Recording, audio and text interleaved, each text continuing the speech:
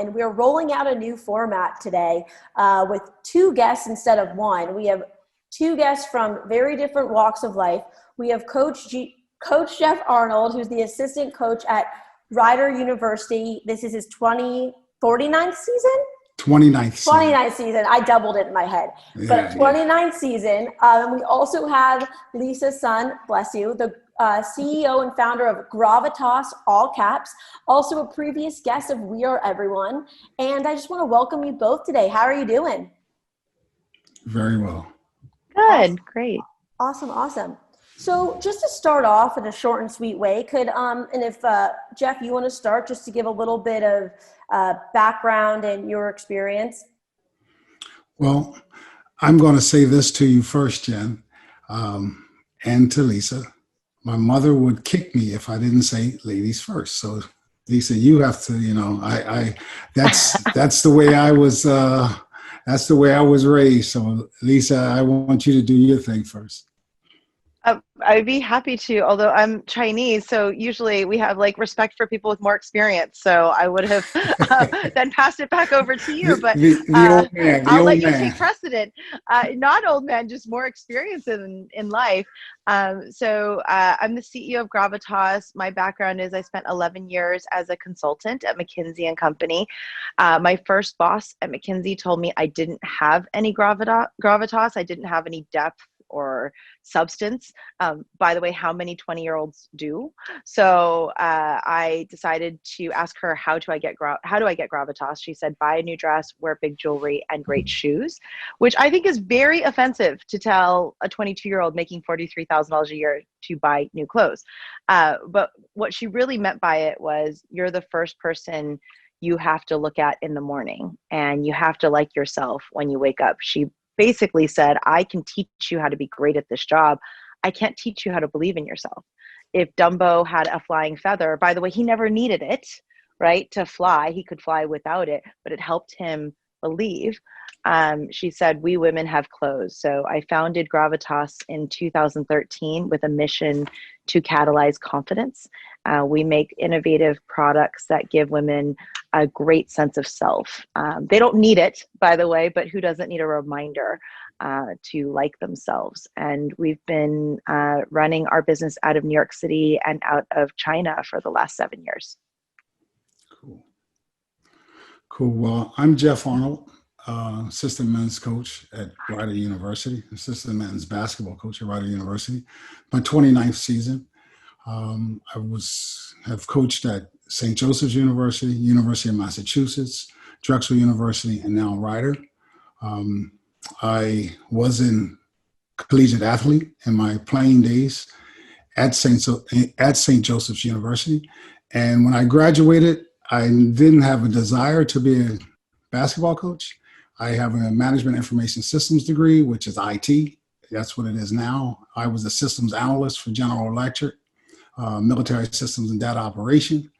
Then I went to a technical sales rep for EI DuPont out of New York, the Manhattan district. So I lived up in North Jersey, New York for 3 years, and got a call one day and said, hey, I got a crazy idea. Do you want to be a basketball coach? And lo and behold, I said, yes. I called some of my very good friends. My college roommate was a coach, and a couple other guys were coaches. So I called and asked them what it entailed. And they told me, you'll be good at it. And decided to take that step.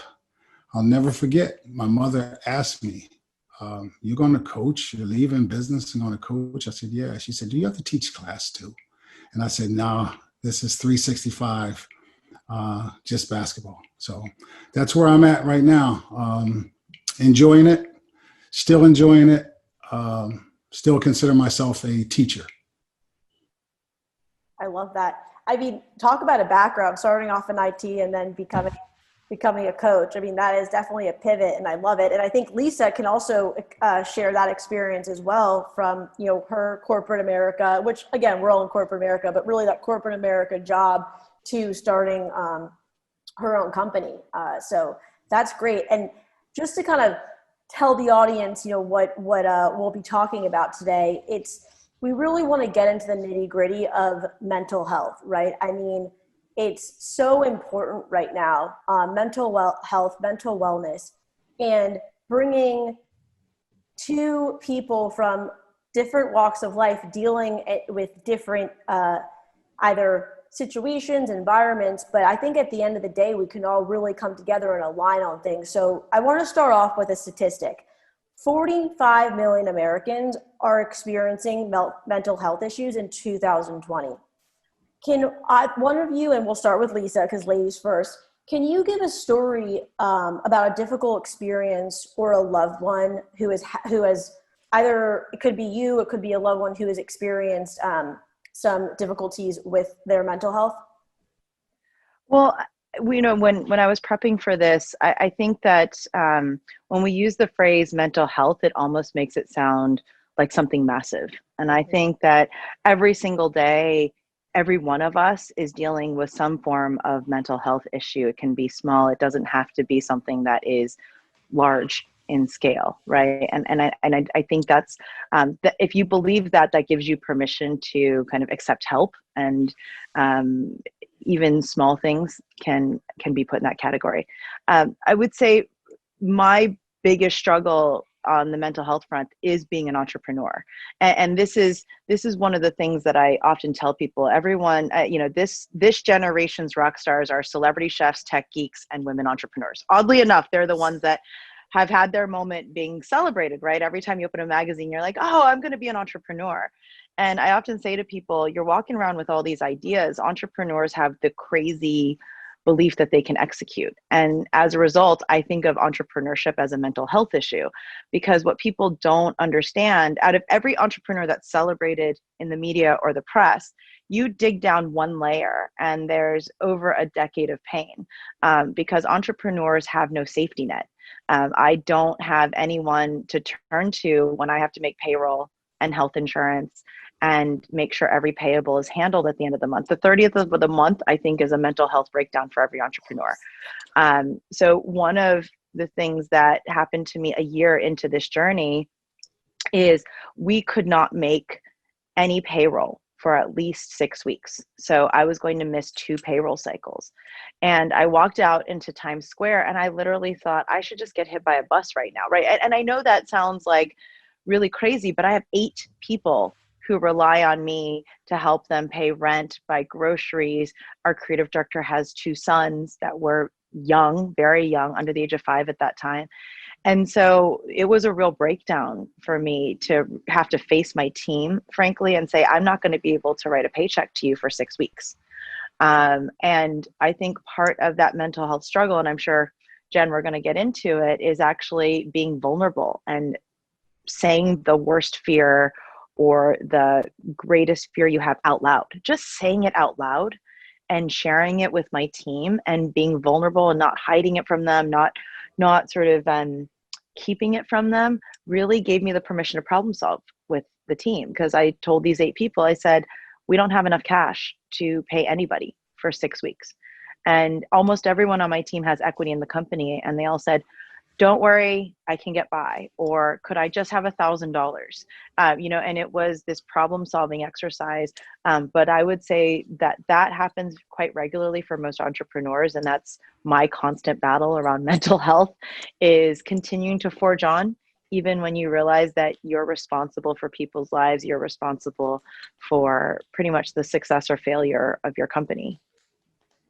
Yeah. And that is, I can align on that as an entrepreneur. I feel you. It's kind of like that constant heartburn. I'm like, I don't know exactly why I have this, but then you realize kind of you have to always keep that game face on, even though, and being vulnerable. So it's game face and vulnerability at the same time. And Jeff, I think in regards to aligning with that, with you, it's like you, as a coach, you're also responsible for a lot of, I don't want to say youth because they're younger men, but how to navigate through your own mental health wellness during this time period, but also responsible or feeling responsible for the mental health and wellness of of the players.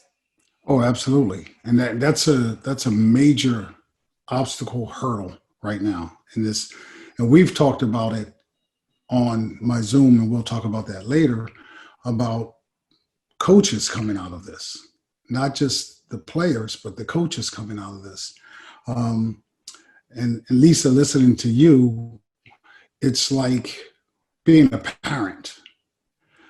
And I didn't understand this until I became a parent. And then you look at the baby and you say, well, I'm responsible for someone. And that gives you a different perspective. That gives you a different perspective. And now that I have these young men who are active, vibrant, and then you shut them in. I think of my own daughter. She's 23. And, at 23 years old, I was at every happy hour, going out every weekend, trying to, have a grand old time. And unfortunately, she doesn't. She's on the third floor, working. She's works in human resources at a hospital in Philadelphia. My wife is on the third floor. She's a professor of sport marketing at St. Joseph's. So she's in class right now on the third floor in her office, and I'm on the second floor right now. I'm at home today, but it's unbelievable. You're what I'm most proud of as a coach, Jen and Lisa, is the fact that I had kids in the 90s who now I played against one of my players' sons last year. I coached against him. So just the maturation, but this time is unprecedented. And when we talk about a situation with mental health, it's this time, and then, you asked Lisa about a family situation. I think of, and it's something that is not huge, but I think of my father. My father was a very proud man. He had 7 children.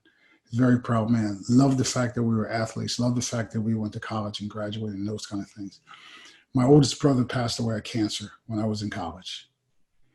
And that broke my father's heart. And my father died a year later of what I think is a broken heart, because he couldn't let it go. He went through depression because he watched his son, my brother was drafted by the Oakland Raiders, was a athlete better than I, and he dies of cancer. So so when it comes to mental health and mental wellness, I think it's one of the most important things in our society and in a person's life. So and you mentioned, you're talking about your father, Jeff, but who in your life, at the end of the day, which I've realized really in the pandemic, is that while we can have our family, our friends, our teammates around you, you're by yourself, right? You need to have your self-love and self-care, but we are inspired by others to help with that. So, who in your life, Lisa, has inspired you to think about mental wellness? And we'll get into the stigma in a little bit, but was it something that was spoken about and recognized, as you evolved? I don't think immigrant Chinese families really talk about mental health. To be open with you, we're just not a culture that's a sharing culture. So while I do credit with my parents with being the most important influences in my life in terms of they're entrepreneurs, they're incredibly supportive. I had good role models growing up about what this life would look like. Even though they didn't intend for me to have it, we don't talk about it. Right. I think that's the most important thing, is like my family is the type of family that's high achieving, that gets things done. We don't talk about the struggles. I would say in terms of the people in my life, obviously my partner, he is important, and he's also an entrepreneur. He's incredibly supportive. He's a huge part of my mental, he calls me, I call him my off switch. Because when you're with him, you can turn off and you don't have to think about all the problems in your life. But I would say that the people on my team are probably the most important sources of sort of the well I would go to in terms of filling my energy again. Picking the people you work with, I spend more time with my team than I do anyone else. Right. And so 80% of my life is spent at work. And the people I've chosen, and it's really interesting, anyone who walks into our office goes, you have people in their 20s, and then you have 3 women in their 60s, right? We literally run the gamut of every generation in our office. And what's great is each of them has their own version of how to calm each other down. So the women in their 60s, by the way, one of them will probably walk behind me because she has to get to the supply closet at some point. So if you see a Hong Kong, 62-year-old Hong Kong woman walk through the background, it's Kathy, and she needs to get to the supply closet for something. But her version of events is everything is solvable. And I think that's what 6 decades on this planet will give you, is that perspective of like, nothing is that bad, Lisa. Everything is solvable. All the way down to the millennial on my team who will say, whatever, we were here last month and we had the same problems and we got through it. So like, why is this month any different than last month? Like, I trust you to figure it out for us. So I would say I draw a lot. And then, Jen, we talked about this, my head designer who hand cut 20,000 face masks in a pandemic. It's what I have now, Gravitas face masks. Just because he was like, I don't need to talk about what we're going to do. We're just doing it. Like, how can I help? So my source of kind of peace and overcoming some challenges as an entrepreneur really comes from the people I've chosen to spend my life with. I'm sure you feel that same way, Jeff, right? I mean, like, it's absolutely. just amazing to be a part of a team, right? And that's like the best part about being on a team, is you can be vulnerable and strong when you need to be, and the mentor, but also the person receiving the help and advice. You don't have to know everything, yeah. And that's the one thing that on all the teams that I've been a part of and the coaching staffs that I've been a part of, even through tough times.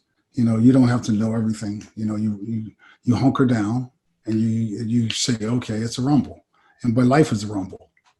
I'm not a participant trophy guy. I'm a win-lose guy. If you win, you get the trophy. If you lose, you got to go get better. And that's it. That's it. When I look towards obviously, like Lisa said, it's family. My wife and daughter are unbelievably supportive. My family, my brothers and sisters, my in-laws, they're tremendous. And some friends. I got some 50-year friends, 52, 53-year friends. And they, no matter if we play a game on TV or we've done well, we're in the NCAA tournament, we're doing well. When I go back out in the neighborhood, they smack me down. It's, you're a normal person and, you're full of it, or you're a liar, like whatever the conversation is. And you're not that guy, so I think that you have to be able to look yourself in the mirror and be okay with yourself. One person in particular who's no longer with us was a mentor of mine, a guy named Claude Gross. He was an unbelievable person. He was my coach from the time I was probably 13, and he passed a few years ago. But he was a guy, he was a Philadelphian guy. He was in the dark world. He knew politicians. He knew everybody. But the one thing that he always said was, let's handle it whenever it happens. Whether, he said, you call me up and say, yo, I shot 15 people. Okay, well, let's talk about it. That's okay. I had an accident. I had a car accident. That was my fault.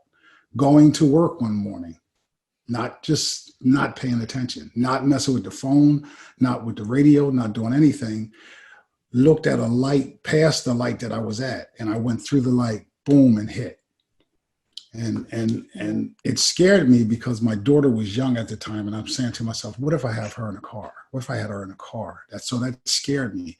And I was sitting there waiting for another friend to come pick me up because I called him, said, yo, you got to come get me. I had this accident. The car is totaled and this and that. And just as I'm sitting there, Claude calls me. So, he's like, yo, what's going on? I said, I had an accident, Claude, man. And, and he could hear it in my voice. He said, oh. It's called an accident for a reason. Yeah. You got insurance. Was anybody killed? I said, nah, just banged up pretty bad, everybody. He said, okay, then we'll deal with it. And that's the way I kind of try to take it with my guys. I told them, I'll never tell you I'll give you my opinion, but you got to make the decision. because college, you have to grow and become a man. They're a young man, you're a man. So I'm trying to help you in that process. You know, it's so funny, Jeff. I was never an athlete. Just to be open with you, I was never an athlete. And as I shared with you earlier, my partner is, he was a NCAA basketball player as well. And one of the most important things he's taught me, and by the way, we watched, like, I feel like every person in America that is in love with athletics loved The Last Dance this summer, right? It was like the only thing that gave us hope was watching that documentary. And he said to me early on, he's like, honey, the reason athletes are so special is they believe in the power of practice.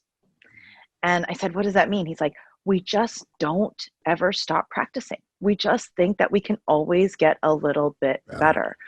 And so he said, maybe you didn't have that growing up. I mean, I had achievement at the center of, so I understand winning. By the way, I definitely believe in winning. But I didn't get that sense of, on a team, the amount that you need to practice to overcome any difficulties you might feel. And seeing Michael Jordan and watching him this summer, the documentary, where it's like, if he had a massive loss, like, you know, he would come back that next season even angrier and even more ready to do the work. And so I think that's also what my partner has taught me about entrepreneurship, is like, it's a lot of practice, honey. Like and by the way, no one's going to give you a trophy at the end of it. He's like, there is actually no trophy. So you've got to just reward yourself as you go along. But there, yeah. And I think that is the battle that we're all facing right now, right? Is this is all just practice for the next thing. Like, if it doesn't get better, we're just still practicing to get better for ourselves. And it doesn't give you the ability to practice, doesn't give you automatically give you winning. So you may be practicing and falling short, but you're getting you to be the best self of yourself, to be your best self. And you know, even though, like you say, you weren't an athlete, but the courage it takes to branch out and to do what you're doing in your space, you know, and the creativity to do it. So, like, the best players are creative and they're brave, you know, and they keep doing it and keep doing it. The one thing that I had to learn when I went into business from being an athlete is that if you win 1 out of 10, as an athlete, you stink. You know, you stink, right? But in business, if I cold called 10 places and got a sale out of one of them, I was a star. I was a rock star. Yeah. You know, and then the other side of it is, in business, you guys could say, you could see me, you know, I got a company car and I wear a suit and I'm, you know, and so like, hey, he's doing pretty well. But I could be bad. As a coach, you open up USA Today and it says we're in last place. You stink. so it's you're a public figure. You're open. Yeah. And that's a big difference as well. You know. Although, you know, it's so funny. I always think about the fact that, like, only one team gets to win the championship every year, right? Like only one team gets to win. So all the other teams, to your point earlier, it's about practicing to be your best, to be the best type of person you can be, the best player, the best teammate, right? The best coach, whatever it is, you're doing it to be the best version of yourself, because you're right. You open up the newspaper and it tells you where you are in the standings. That could be a mental health issue on its own, right? So you kind of believe there's another reason you're doing this. Exactly. But no, you know, like if you equate that to you and your line of clothing and what you do, you're not, like, I'm at a certain level, but I'm not at the blue blood level, the Kentucky, the North Carolina, the UCLA, you know, I'm not at that level. And then a notch below that is the UNLV, but in the 90s, they were at that level, you know, so it's tiers, and you have to, you know, if you're real with yourself, and I think that's one of the problems with college athletics, that alumni as well as administration aren't real with who you are. Yeah. If you as a designer and helping women have to be real with who you are. You can't do this, and this because it doesn't make sense to you. Well, you just hit on one of my favorite thoughts around like how you get through your current moment and not be envious of other people or compare yourself. By the way, I didn't realize that you had only women in your life. So we need to chat later about getting them some gravitas in their life. Oh no, So, they you listen. have a daughter They and you have have a wife, and I'm they thinking have I yeah. could I get. probably dress them. There you go. He's There like, I you see go. the credit card bill So, going up, and I'm There like, you go. you know, No, I listen. met I met They have Jen their over own Zoom, and all of a jobs. sudden I saw her name on the customer list a couple of times. They have their So, own jobs. They can do whatever. Listen, yeah, I I'm love that, helping. Jeff. I on love a that. side note, I'm going to be creating a discount code for your family. No, but you just hit on something that I talk about a lot, which is how do you measure success, right? Mhm. And obviously we want to win. Obviously, I want to have my company be a global business and have it meet a set of metrics that externally validate you.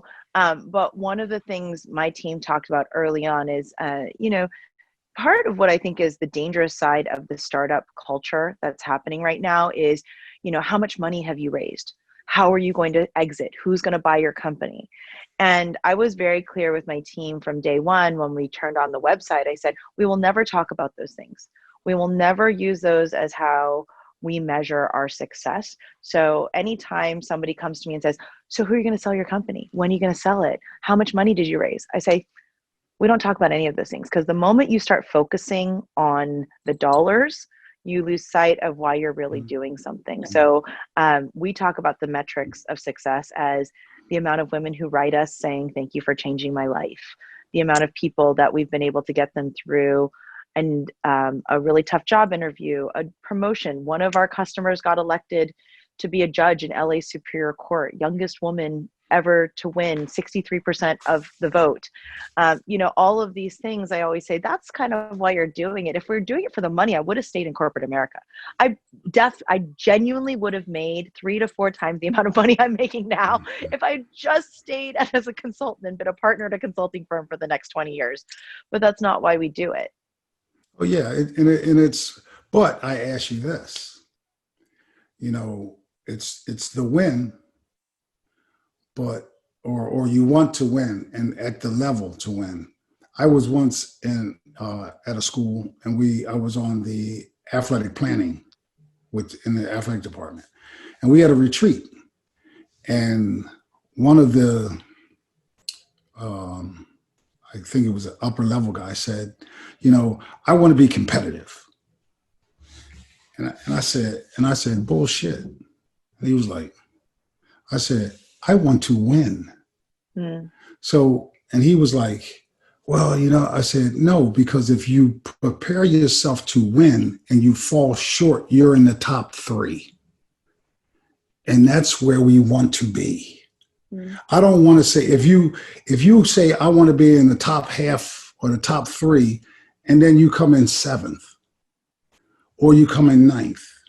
Now, there are times that happens, and in my genre of schools, we have to get better. We lose people to graduation. We lost 6 seniors last year, so we have 9 new players. So we don't know where, but it's a great feeling of a new rebirth.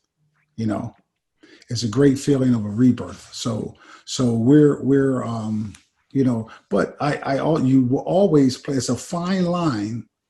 Yeah. Between that, and I've won championships, and the best teams that I coached didn't win the championship. It was just the team that had that chemistry, that camaraderie, the stars lined up, the moon, everything lines up, and no injuries, and we go and win. So I think that's a good push, Jeff, because I think there's like the North Star, right? I think it's 100% okay to have a North Star. Mm-hmm. I think it's as you're getting towards that North Star, being able to measure those wins in a way that feels authentic to your purpose, right? So yeah, of course we want to be, as big as Ralph Lauren or Michael Kors, like any major brand. That's actually where our North Star is. But along the way, to But keep everyone realizing where you together and are. motivated, Yeah. I've got to Yeah. be like, we're probably not going to We're hit not going to hit $100 that. million in revenue this year, right? It's not going to happen, especially in a pandemic. But I love that push. And by the way, I don't envy your need to have to recompose a team every year. I'm very lucky that I've got this, knock on wood, I've got the same team that I've had since I've launched. As you just saw Kathy walk through and bring me a Diet Coke. Thank you, Kathy. No, it's not every year. It's just that, certain years the recruiting falls in and you have so many guys, but it's also refreshing. Like last year's team was a little different. They had the answers because they were 4-year guys and, they've seen it all. Now this team, they have all the questions because they're young and they want to please. So they ask questions, they want to do some things and that kind of stuff so far. So it's always, I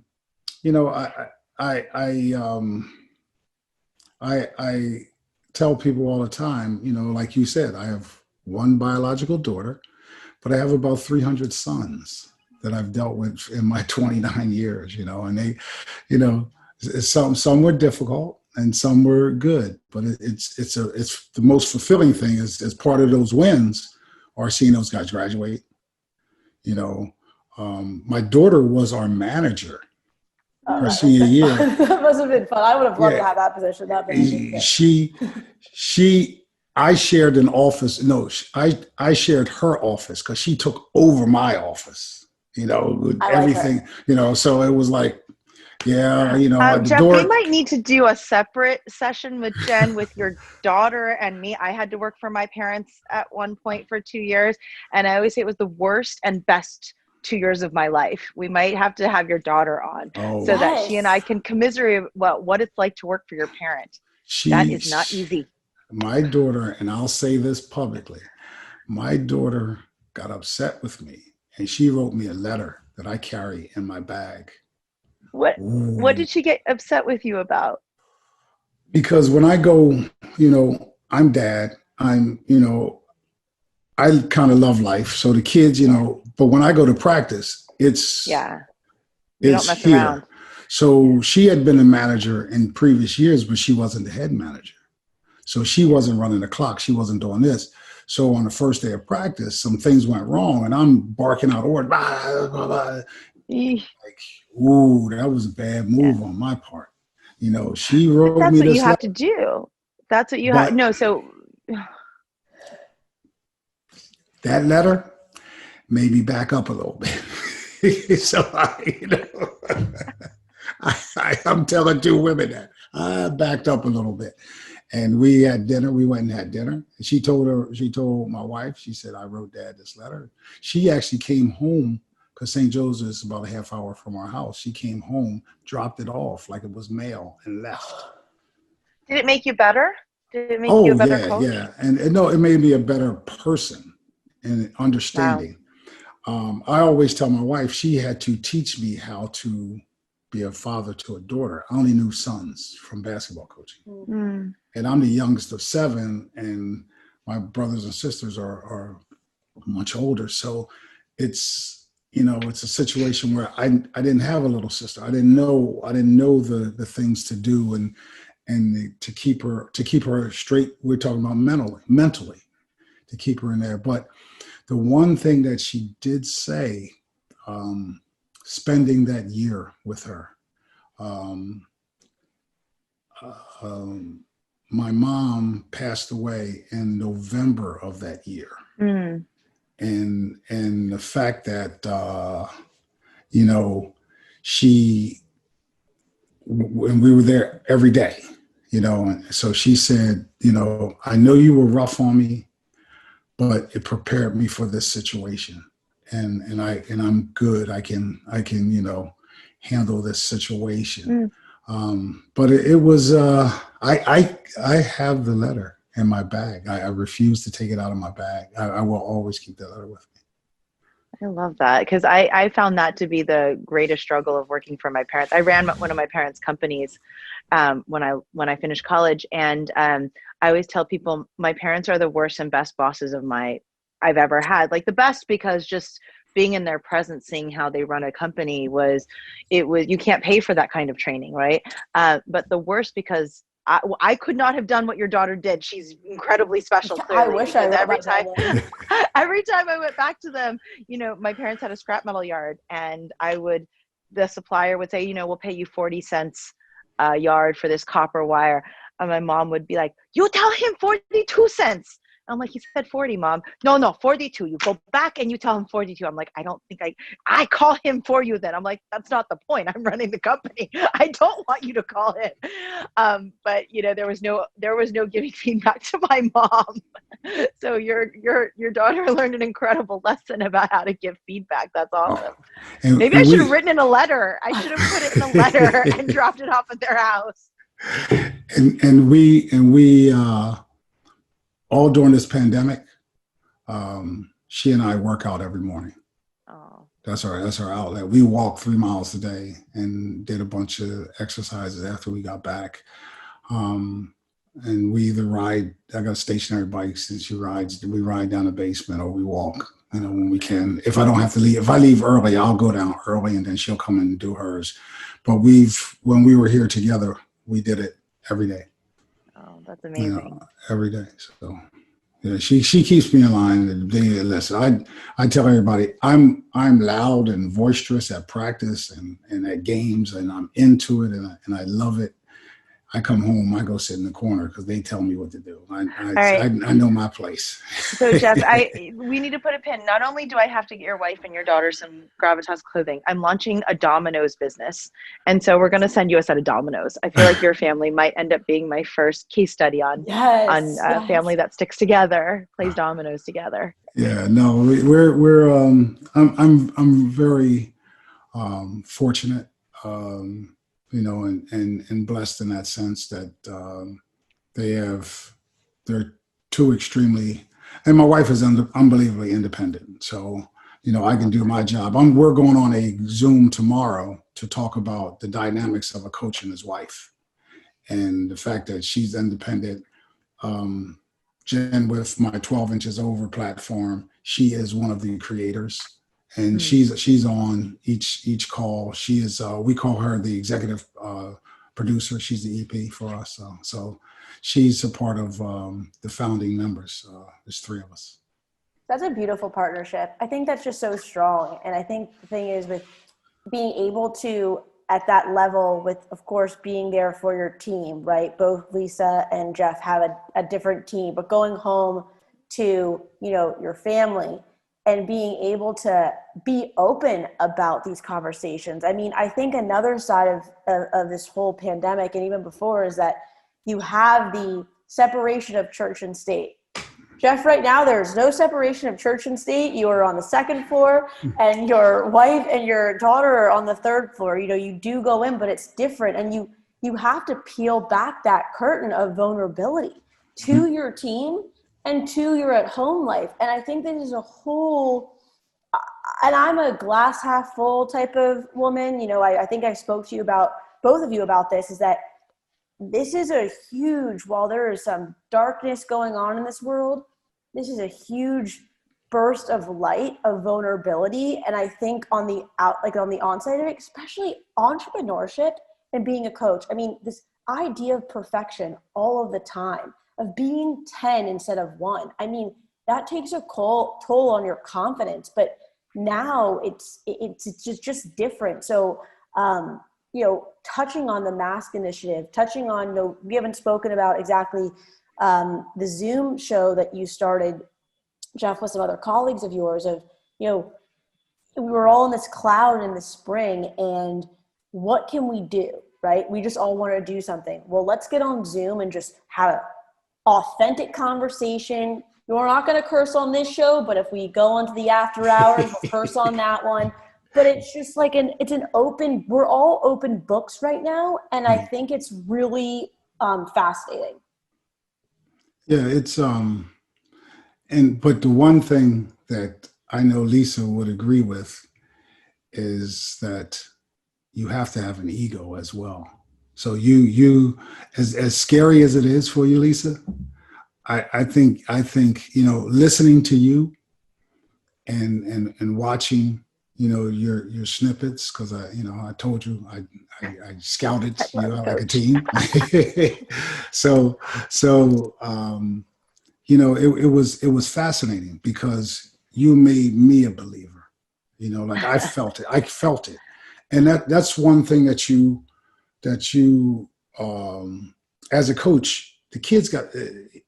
You can have the best plays and all this kind of stuff, but if they don't feel that you know it, or they don't feel it, and you don't have an ego walking in there going, "I know this," then they ain't going to believe you. They're not going to believe you, and that's the biggest thing. Just having the confidence to walk in there. Um, I've never had a problem, I guess, from playing sports or whatever, but like public speaking or any of that kind of stuff. Because if you ask me to do a topic of my own, then I got this because it's mine, or it's my idea. Like if I say, I'm an expert on gravitas, you look at me like you're out of your mind. I think you might be, Jeff, though. I think you I could know. be. Me too. Should we launch a But men's line? I love that. Well, I always say you can only create product for the people you understand. I don't understand men yet, so maybe you could be my partner on Yeah. understanding men. Listen, I love I love clothes. If I took this in there, I got so many suits. My wife says I got more stuff than her. I got suits and Excellent. shoes Well, and shoes. So I when because we I didn't do have much men's, growing we'll do up. it together. You didn't have much Um, growing up. So what you uh-oh. you look good, you feel good. You know what I mean? Um, You look good, you feel good, Lisa, right? Yeah, no, and I love the way you just said that, right? Which is, what you called ego. That's kind of at the center of our philosophy, right? And it doesn't have to feel arrogant. It's around really taking stock of your own unique talents and gifts, which I know you have to do with your players, right? If they've had a pretty tough loss, what's that phrase? A goldfish has a short memory, so be a goldfish. And one of the things that Jen and I talked about earlier, and I think it's really important, is when bad things happen, um, you know, there's what is the phrase is amygdala hijack. It's the part of your brain that causes you to fight, fly away, or freeze. And by the way, if you wait 10 seconds, it goes away and the good part of your brain starts to move into action, right? So I think when bad things happen, like the pandemic, most people either ignored it, were afraid of it, ran away from it, or they just were paralyzed. And I think if you have, I love how you described it, an ego, you say, actually, I have a bunch of things that I uniquely can do to help others, right? I have a set of talents and skills that I can put to use. And hearing about the Zoom that you started, what I think is really important is people should not ask the question, how can I help? That's like being at the store and someone being like, can I help you? And you're like, no, I'm just browsing. There's no answer to that question. The answer is always going to be like, no, I don't need any help, versus, hey, here's how I can help, right? Like I've got these resources and I'm just going to do it because I think it'll make a difference. And by the way, you said mask initiative, Jen. I didn't come up with it, right? My head designer lives next to the office. I told him to stay home. He doesn't listen to me. He's got his own mind.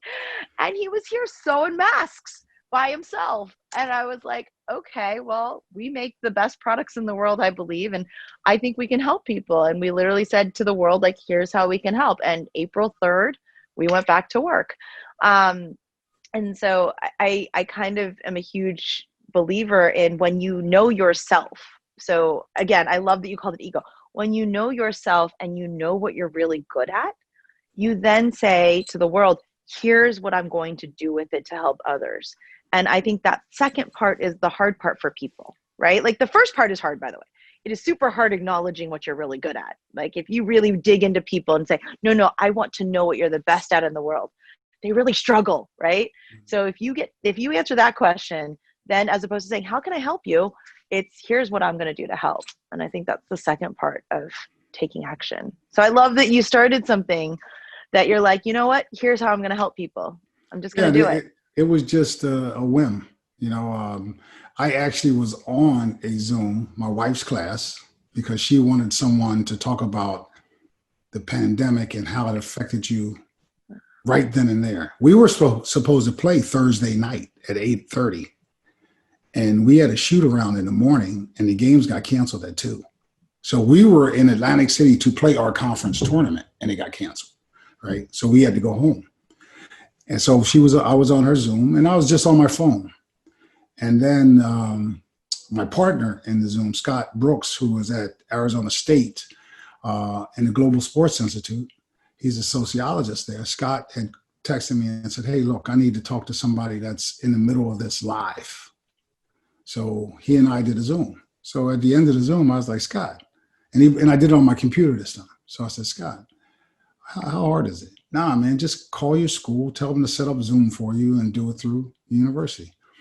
That day, I text 20 people and said, hey, I'm thinking about doing a Zoom about basketball. Would you guys be interested? And boom, they did it.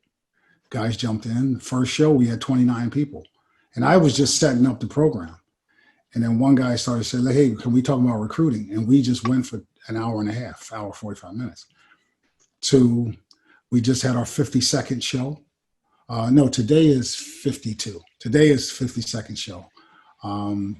And we, you know, it's ranged from everywhere. I've had Bill Rhoden from ESPN, the author of $40 Million Slaves. I had Bill Rhoden, Mark Spears, who writes for The Undefeated and ESPN. I've had university presidents. I've had ADs, just trying to get the blueprint of what it is to be a coach. And that's where we are with it. And you know what? I've had all different kind of people. And I'm going to put it out there on this show, Lisa. I'm inviting you to be a guest on 12 Inches Over. And 12 Inches Over means your partner will understand this. We're doing a segment on basketball coaches climbing the ladder.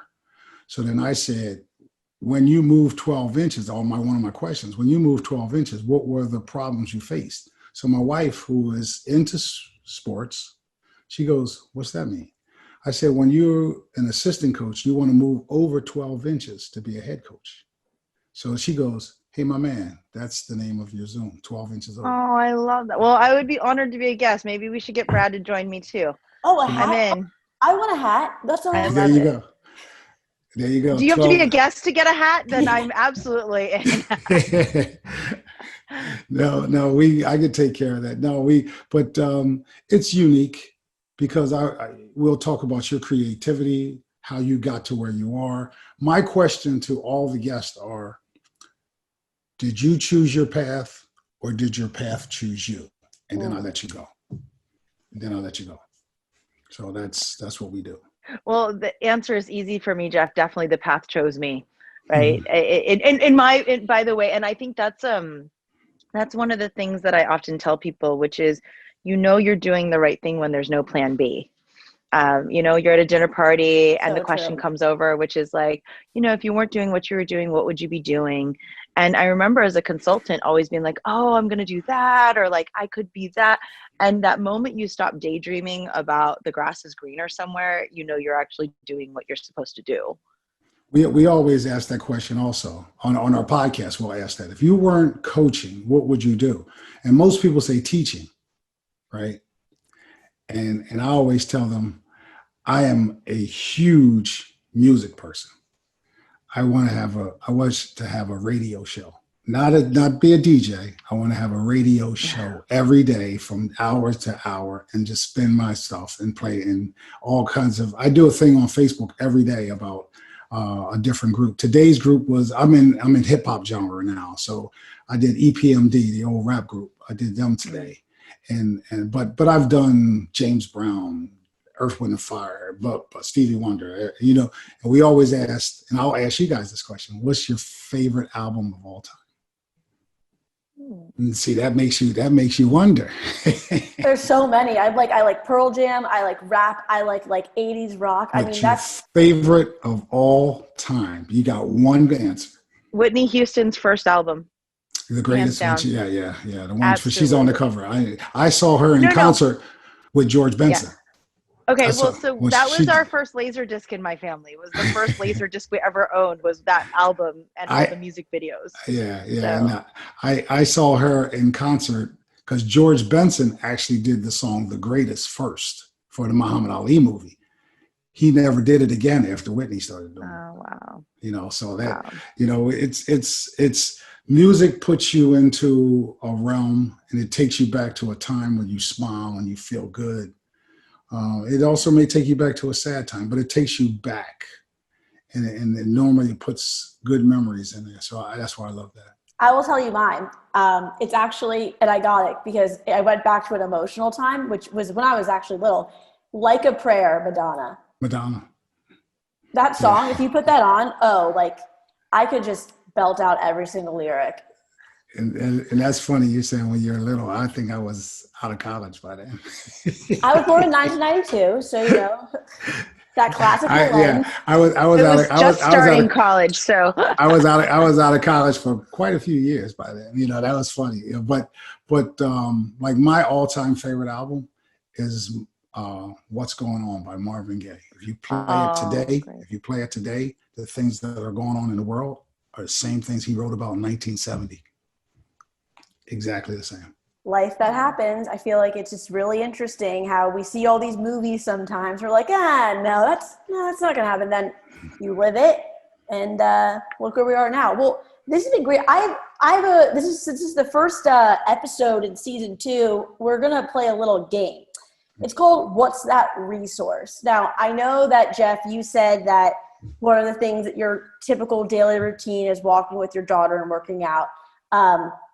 And Lisa, you shared some of your typicals, but this is not your typical. Like, this is more like I bake 20 cakes, like when you're feeling stressed. So, Lisa, what's that resource when you're feeling stressed that maybe no one knows about that you do to relieve your stress? Oh man, maybe Jeff can go first. Jeff, I'd like to defer to you while I think about the answer to this question. I don't know if I've ever really handled my stress well, so please go first, Jeff. No, I have a few things. If it's the summertime, I go play golf. I have a little OCD and I'm addicted to golf. I'm hopelessly addicted to golf.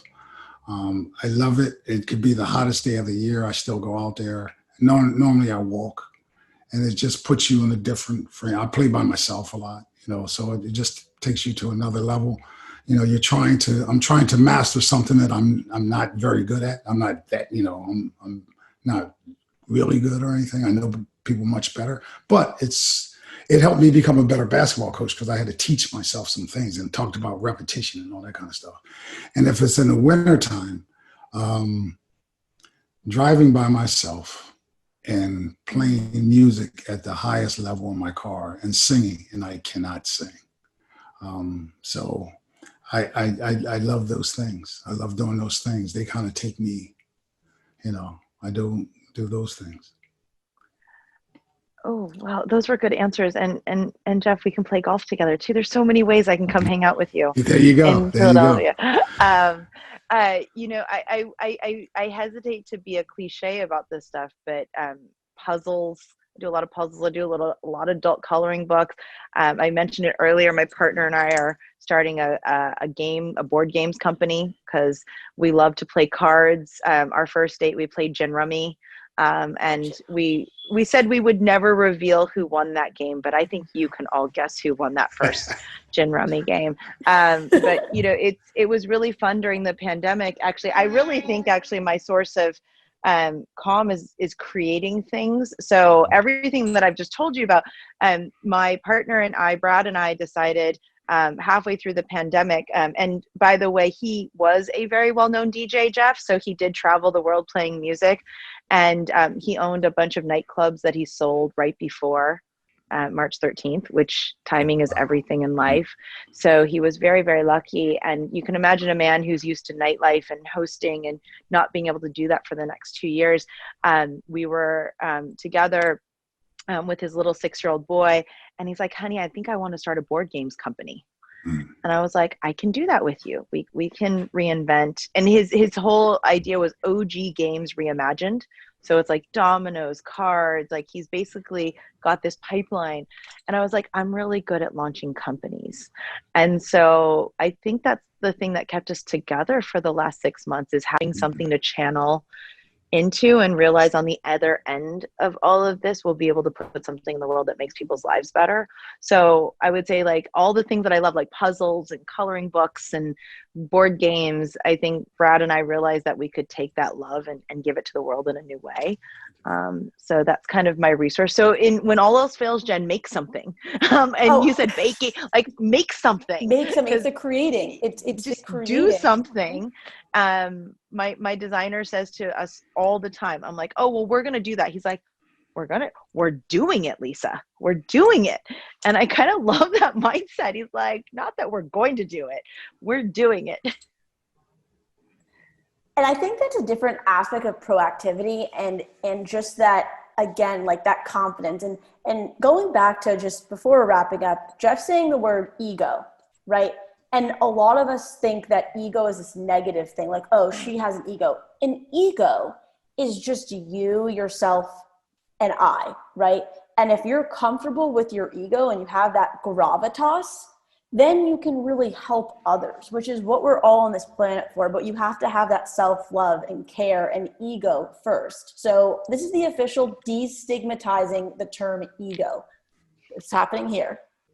Right. No, Jen, you have to say, I had De La Soul featured the other day. It's not you, yourself, and I. It's me, myself, and I for De La Soul. Yes. Yeah, they were a group 2 days ago. They were the rap group 2 days ago. You have to pick your favorite song from the group. That's when I'll put it up. That's how it is. Also, that was very grammatically not great. Our mutual friend. No, I'm just saying that's the name of their song. Me, myself, and I. Yes, I do know that song. I do know that song. So, but I do know that. But no, it's I don't know why it would have a stigma to it. I mean, everyone has an ego. I heard in you guys' interview on when Lisa did the one-on-one with you, you said, what does mental wellness look like? Or what is mental wellness to you? And I was thinking about that. And I said to myself, looking in the mirror and smiling. Mm-hmm. That's what mental wellness looks like to me. Mm-hmm. So like, if you can look in the mirror and you can smile in the mirror, there is a mental wellness to you. And so everyone has an ego. The greatest people that we idolize and that we say we want to be like, and we kind of read more about it, that's what drives them, that ego. Like they're wired differently, and people don't understand that. They're wired differently. If you're great at something, you're wired differently for that thing. And so like, I don't, if you feel as though that's the way and you can pull it off, get down. And by the way, Jeff, I really, really want, and maybe you're the person to do it, because I now have a partner who loves sports. Like it's like every day ESPN's on. I just don't know when it's not on. And there's a whole library, a whole vocabulary of words that I feel like he's introduced me to. And those words, I really think there should be like a sports dictionary of the like word of the day, but he'll say like that person's a difference maker, or he's special, or, and like, I just love the language of people in sports, because it's like things like ego, it's actually not a negative term. It's like, you have to have some ego to walk onto that court and do what you need to do. We were talking about Jimmy Butler earlier, right? Like the man ran a coffee business out of his like hotel room in the bubble. But maybe Jeff, it's coming on your, I want someone to do like sports words of the day for those of us who aren't sports fans. Because once you learn the way people in sports talk, it just makes you smile. Like Brad always says to me, like, oh, that person's special. And, you're like, what do you mean? Like, just, you can tell that person's special. That's awesome. I was like, or that person's a difference maker on my team, And we talk about people in ordinary life that way. Yeah. You as soon as you see a person, you go like, yo, like he's if the person's younger and really on the ball and things like that, you say, wow, he's beyond his years. And that's what we say in basketball. He's been here before.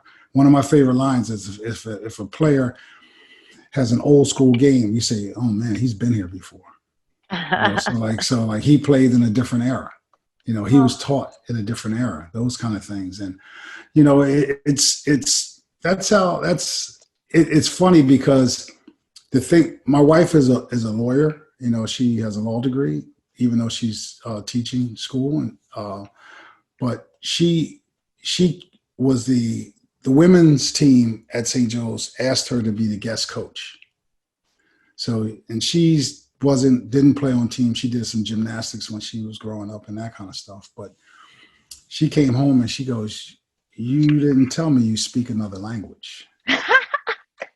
And I was like, "What do you mean?" She goes, "Well, when, talking about the head coach for the women was drawing the X's and the arrows and the this and the that and those things on the board, she's like, that's a different language, my man. And then she watches me break down tape and watches me draw up the other team's plays and stuff. And she goes, I said, well, I don't know Constitution law. I don't know. That is a different language. Yeah. So I don't know those things. So like you said earlier, Lisa, whatever you're into, to the fullest. Take it to, I tell kids when I go to elementary schools and things, run it to the fullest. Whatever your heart's desires, because in today's world, you're not pigeonholed about corporate America. You could be an entrepreneur. You could be whatever you want. And you don't know, because of this environment, because of this machine, you could be 12 years old and go poof. And now all of a sudden you're that person. It is so true. It is so true. And I don't think too, it's that point that nowadays it's so much more accessible to be a 12-year-old entrepreneur, FYI. I mean, I had my own little Jolly Rancher cool mist in 4th grade, and I was selling things under the table and got in trouble by the principal. But in this world, that could have been blowing up for Jolly Rancher mist. Who knows? Well, this has been amazing. I would like to give both of you guys a chance to just provide our audience with any last pieces of advice. And also we will replay. I do want to incorporate what does mental wellness means into future episodes, because that is something that is important to the show. But I just wanted to kind of give you guys the chance for the floor before we wrapped up today. Oh, yes. Jeff, I'm just not used to it. So thank you so much. I want to go back to something we touched upon earlier, which is when people are struggling, I think it's really powerful to let that fear or struggle live outside of your body. So saying your worst fear out loud, telling someone in your life what's going on, there's actually a real freedom that comes, I think, when you let it live outside your body and you can look at it and you can grieve it. And if we bring it full circle, I think that is what having an ego means, right? So being secure enough that you can say bad things out loud and be vulnerable in that way, I think really, one, gets other people to want to help you, and two, opens up solution space. And again, sorry, see, there's my head designer, by the way. There's Aruk, the man that makes it all happen. It's okay, Vicky. We're okay. You can walk past it. Sorry, Jen. I know you're going to edit it, but that's real life. No, I like this. This is authenticity. An office really happening. Yeah. That's an office really happening. Yeah. So yes, no, but I'm a really big proponent of sort of letting things live outside of yourself and grieving it and looking at it and calling it out, because then that opens up the space to solve it, or to practice or to take it on. Love it. Jen, I would just say, please be honest with yourself. And that's, you want to see the best in what you can do, but also be real with yourself. Like, okay, I'm not there. And say, okay, if I want to get there, this is the work that has to go in to get there. I think, a lot of people's opinions are either way down low or way up high. And it's always somewhere in between. I have a saying, no matter how good your basketball team or bad your basketball team is, I said, you're never as good as you think you are, but you're also never as bad as you think you are either. So it's somewhere in between. And if you can find that in between and hit your mark, then you go, so that's a big thing for me. I love that. Well, both two really good pieces of advice. And I can say my key takeaway from this is particularly with being honest with yourself and the term ego, because I think I've always approached it as being so told, that word of being anything within yourself and feeling yourself, looking yourself in the mirror and smiling, especially as a woman too, just is like, and not off the court, is that it is actually a positive term and not a negative term. So that was my key takeaway, at least from this conversation. But I really just want to thank you both. We have Lisa Sun, the CEO and founder of Gravitas, all caps. And we also have Coach Jeff Arnold. He's the assistant men's basketball coach at Rider University in Philly, which, my father was born and bred in Philly. So, I have a heart for that. But I just want to thank you both so much. We'll provide both your bios in the show notes and everything. But you guys are definitely a great inspiration to all of us during this unprecedented times. Thank you so much. Great. Thank you.